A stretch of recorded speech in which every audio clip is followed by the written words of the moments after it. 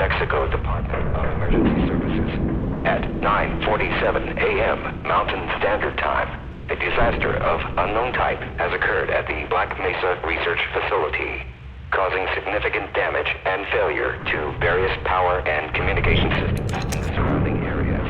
This message replaces the previous alert, which expired at 12:01 p.m. Mountain Standard Time this afternoon. A full quarantine has been issued for the Black Mesa area.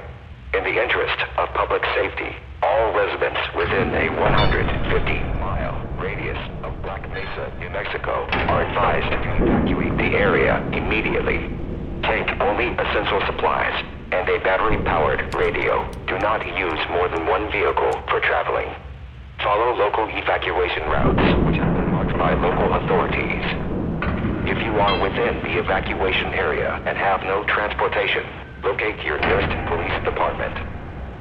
If you begin experiencing a fever, coughing, nausea, dizziness, muscle ache, pneumonia, hair loss, or any such similar ailments, please contact your nearest disease control center immediately, as these symptoms may be related to recent events.